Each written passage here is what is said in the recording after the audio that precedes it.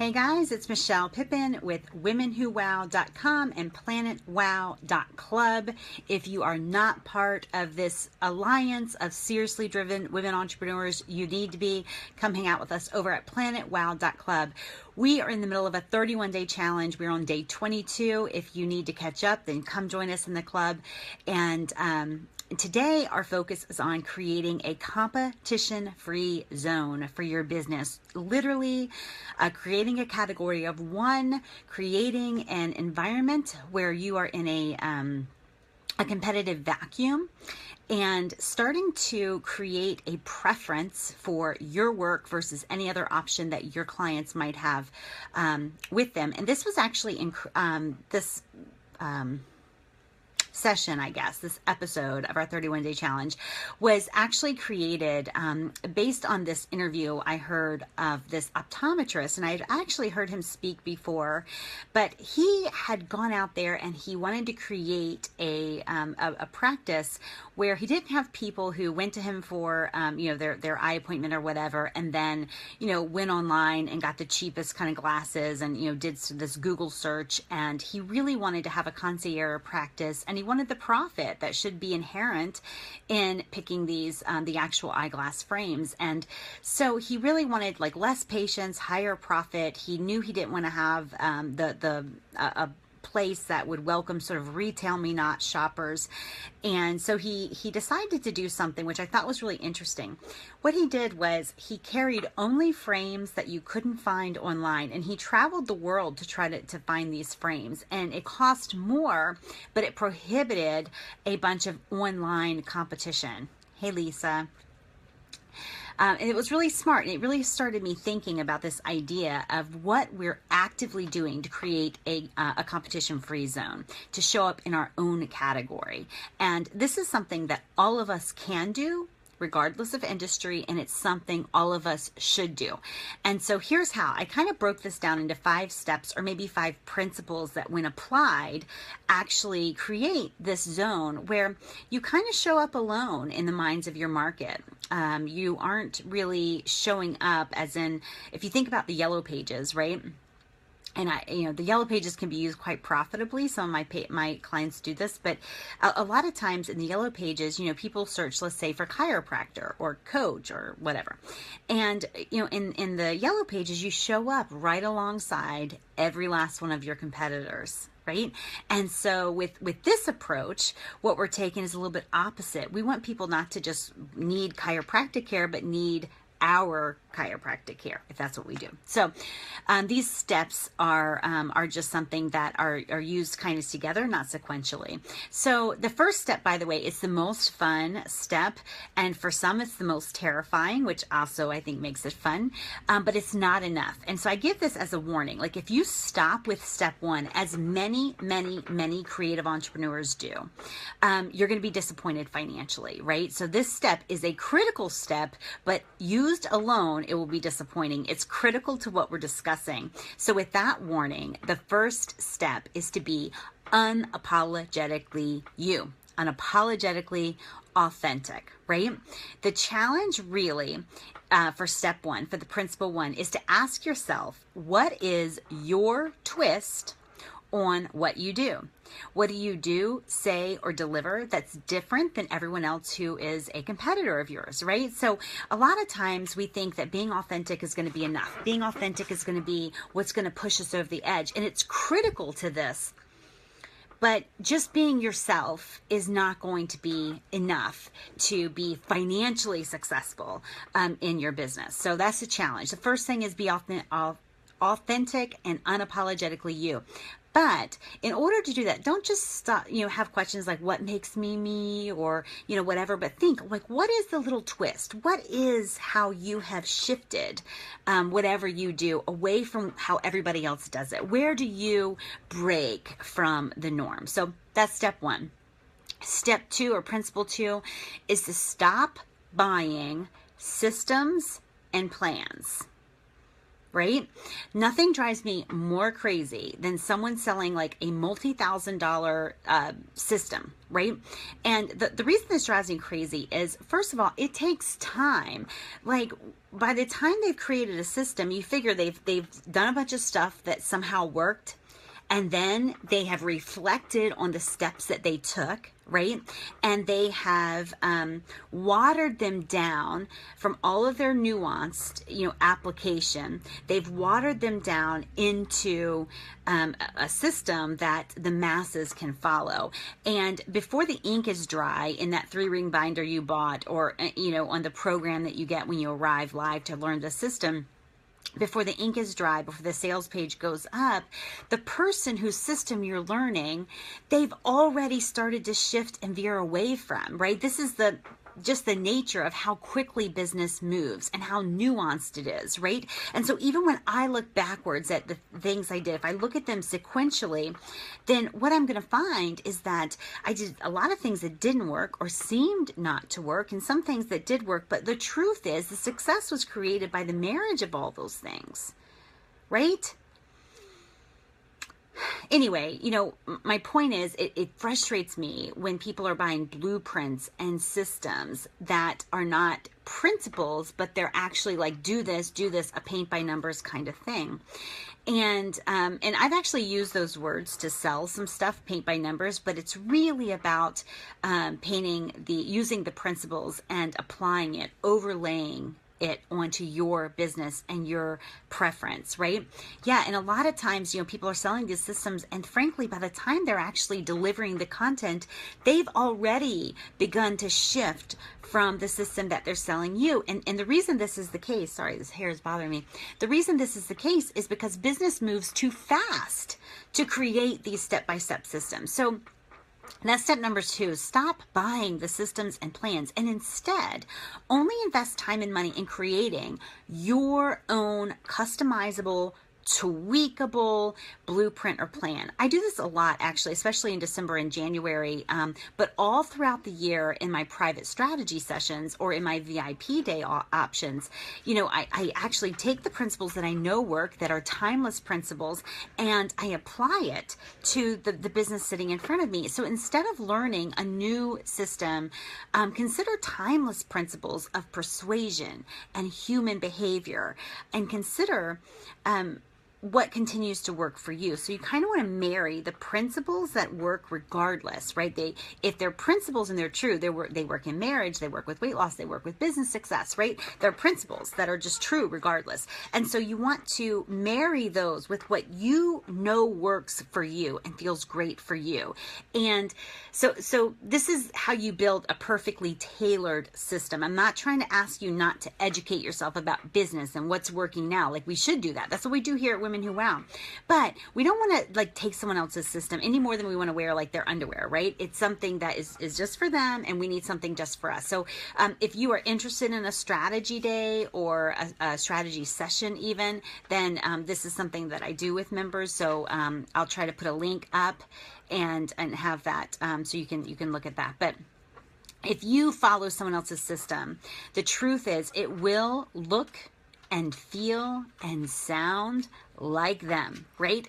And that, of course, flies in the face of what we really want to do, which is to be completely authentically us and separate ourselves from any and all perceived competition. So step 1, be unapologetically you. Don't stop there, though. Step 2, make sure that you are following your own system. We're not buying any more of these systems or blueprints. Step 3, force an apples to oranges comparison, right? I don't want you to call your stuff what everybody else calls their stuff. This is such a simple change, and it matters, right? I'm working with a client right now on something that is making all the difference in the world. And what we're doing simply is we're changing the names of her products so they're not easily searchable. She's not, signing up and saying, Amazon me, like check for another price. When someone Googles the name of something they want that they found on her site, they're not going to find that name anywhere else. So they can price shop and, see who offers free shipping and stuff like that. We want to take precautions, reasonable precautions as you look through your site. we have to marry the benefit of being found from, common search terms, and then not being Amazoned, not being quickly compared to our competitors, right? So this is a marriage kind of thing. This is where we kind of have to meet in the middle there.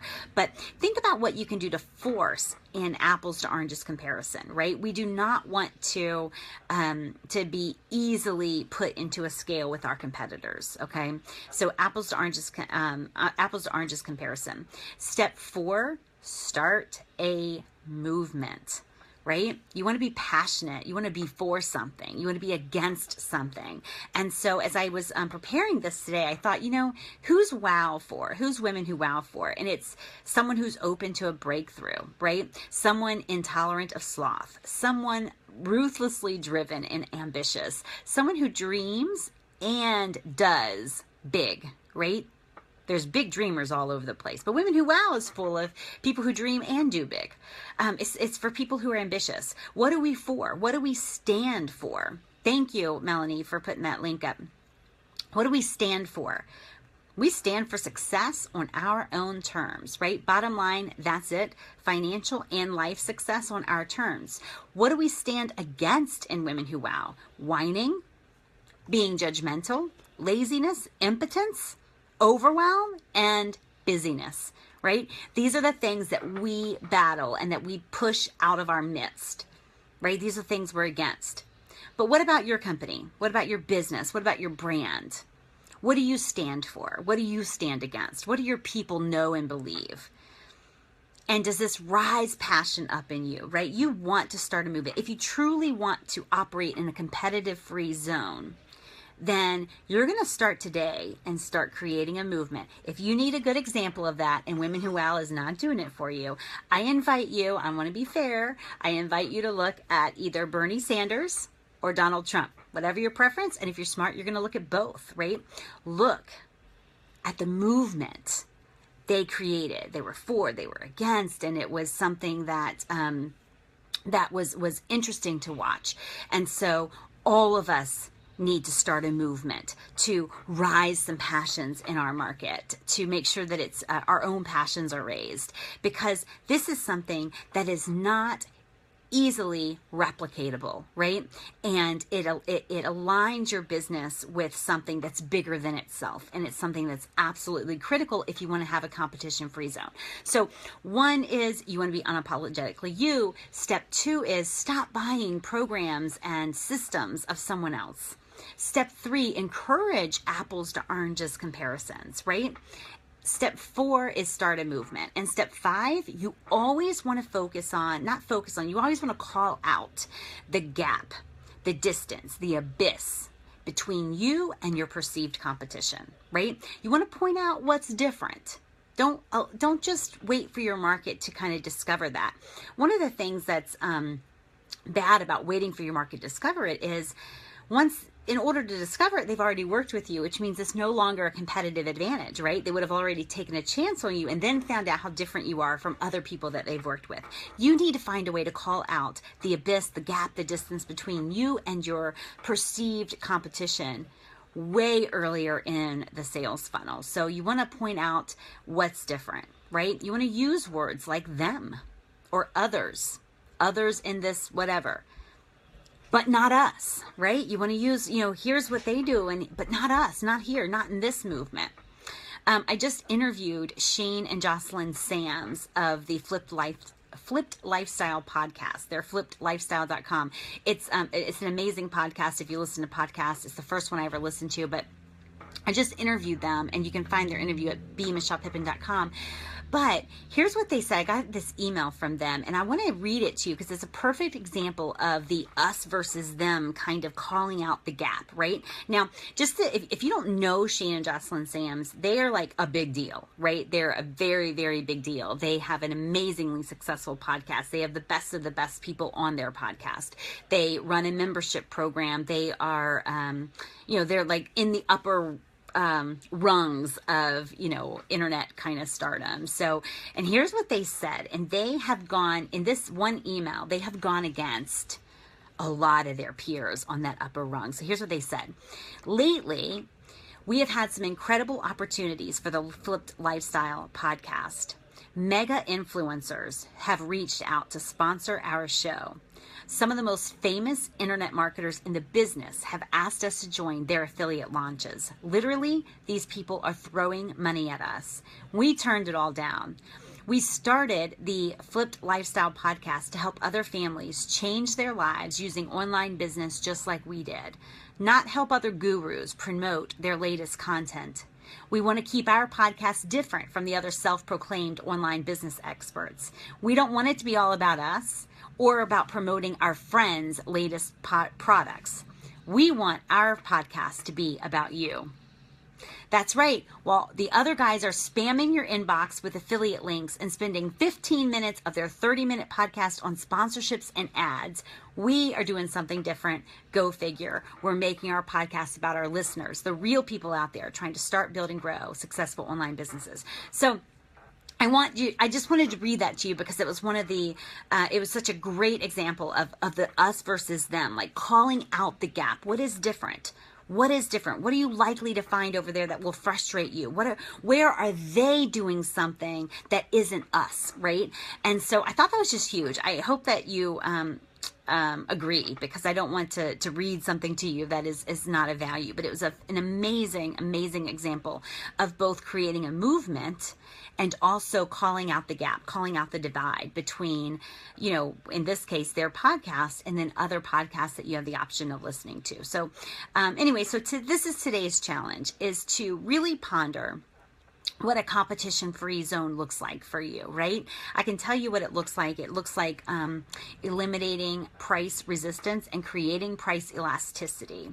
It is about creating demand. It's about having a line of people who want to work with you, who want to do business from you, who prefer to buy from you, who prefer to consume their information from you because of your twist on whatever it is that you do, whatever industry you're in. So I just want to recap the principles. One is to be you. Two is to stop buying programs and systems. Really create your own based on the principles of persuasion and human behavior and what you know has worked for you. Number 3, force an apple to oranges comparison. Number 4, create a movement. Number 5, point out the divide between you and your perceived competition.